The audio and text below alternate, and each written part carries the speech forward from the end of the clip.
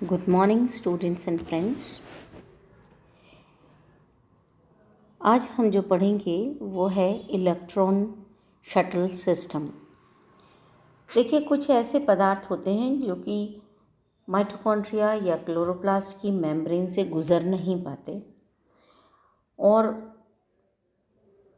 उनका माइटोकॉन्ड्रिया या क्लोरोप्लास्ट के हो करके गुजरना आवश्यक भी होता है।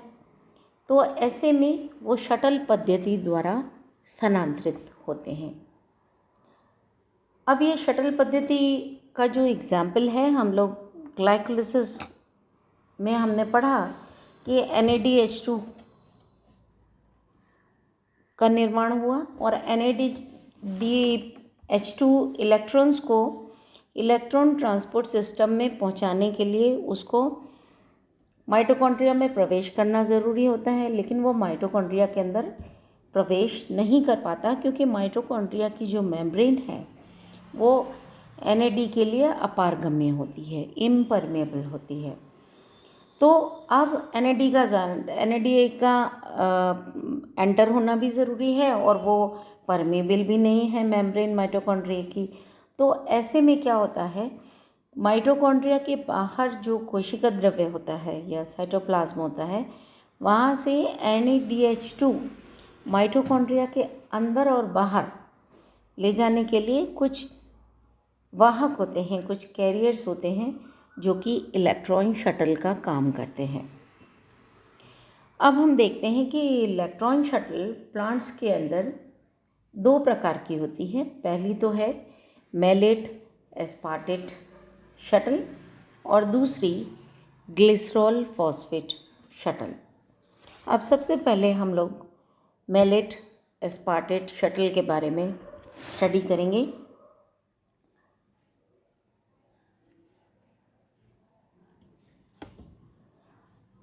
मैलेट एस्पार्टेट शटल की जो कार्यक्षमता होती है वो ज़्यादा होती है ग्लिसरॉल फॉस्फेट शटल की अपेक्षा। और इसमें क्या होता है कि जो मैलेट है वो कोशिका द्रव्य में जो NADH2 बनता है उससे इलेक्ट्रॉन्स को ऑक्जेलो एसीटेट में स्थानांतरित कर देता है।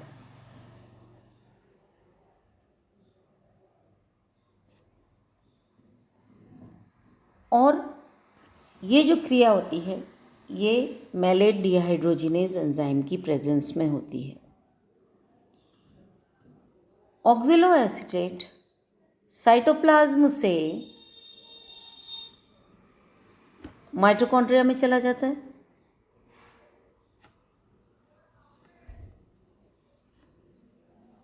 जहाँ पर ये फिर से मैलेट डिहाइड्रोजिनेज एंजाइम की सहायता से मैलेट में बदल जाता है, वापस मैलेट में कन्वर्ट हो गया।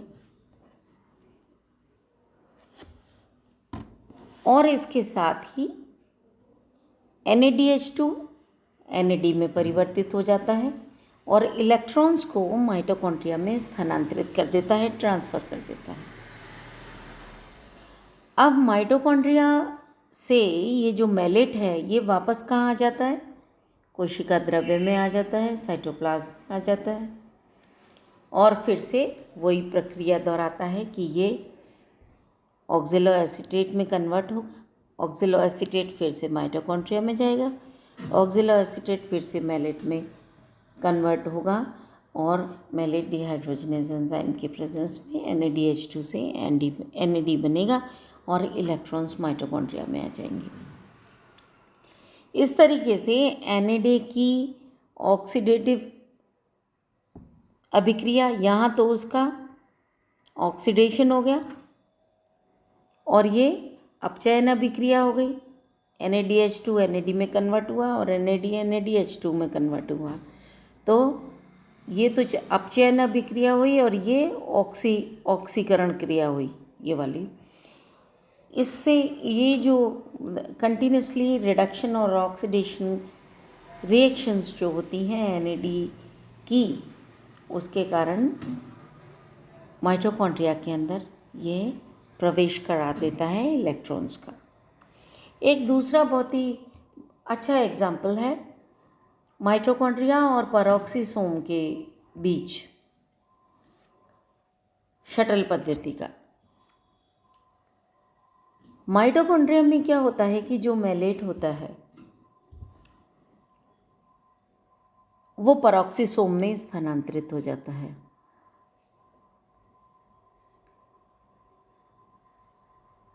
This is peroxisome, this is mitochondria.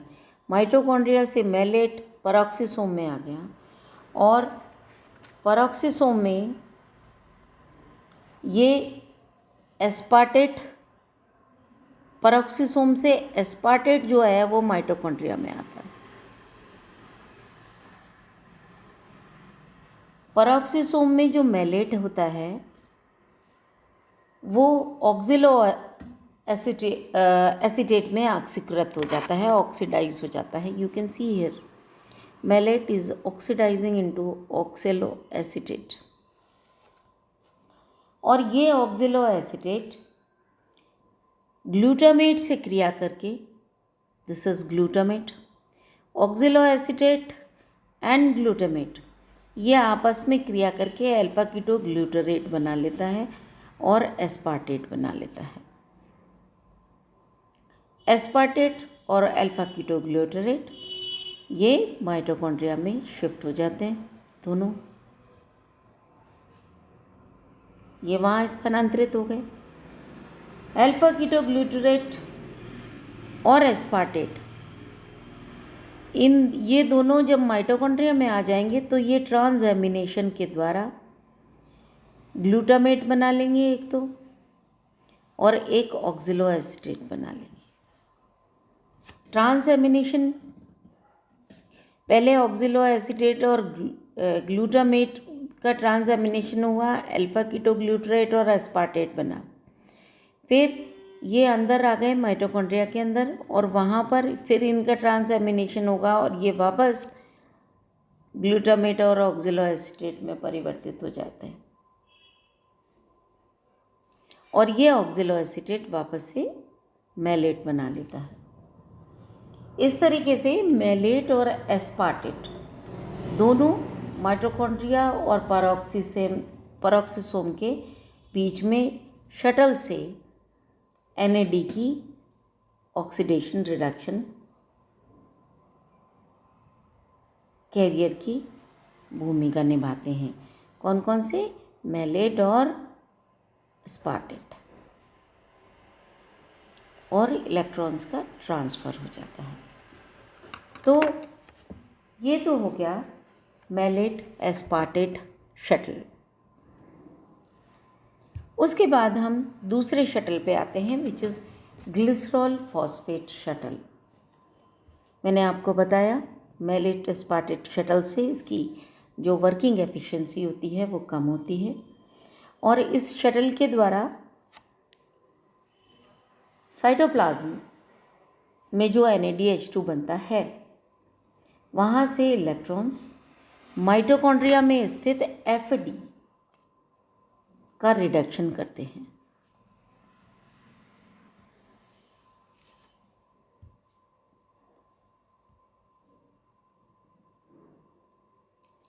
अब ये माइटोकॉन्ड्रिया की एक तो ये आउटर मेम्ब्रेन है और ये इनर मेम्ब्रेन है। तो इसमें क्या होता है कि जो ग्लिसरॉल फॉस्फेट है वो माइटोकॉन्ड्रिया कोशिका द्रव्य से माइटोकॉन्ड्रिया के अंदर आता है और अंदर आकर के ये ग्लिसरॉस ये जो माइटोकॉन्ड्रिया की जो इनर मेम्ब्रेन है उसके बाहर की साइड वहाँ पर पहुँच जाता है। This is the outer membrane and this is inner membrane. तो आउटर और इनर मेम्ब्रेन के बीच वाली जो जगह है या इनर मेम्ब्रेन के बाहर की तरफ ग्लिसरॉल फॉस्फेट पहुंच जाता है, वहाँ पर प्रसरित हो जाता है और यहाँ पर ग्लिसरॉल फॉस्फेट डिहाइड्रोजनेज एंजाइम की प्रेजेंस में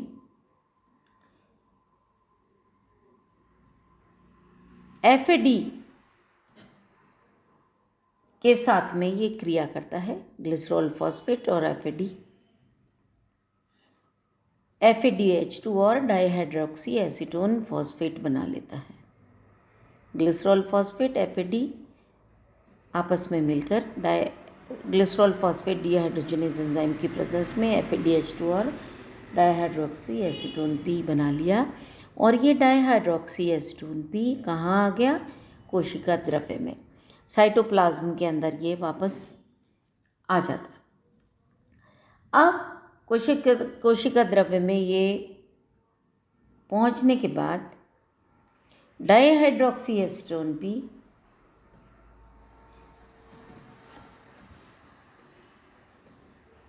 वापस कन्वर्ट होता है ग्लिसरॉल फॉस्फेट में, और FADH2 क्विनोन के द्वारा इलेक्ट्रॉन ट्रांसपोर्ट सिस्टम में ट्रांसफ़र हो जाता है।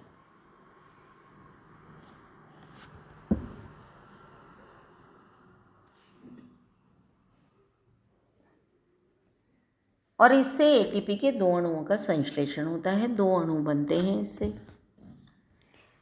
तो हम ये देखते हैं कि जब इलेक्ट्रॉन्स इम्परमेबल होते हैं, इलेक्ट्रॉन्स कुछ पदार्थों के द्वारा ट्रांसफ़र होते हैं, और वो पदार्थों के लिए मेम्ब्रेन माइटोकॉन्ड्रिया की इम्परमेबल होती है।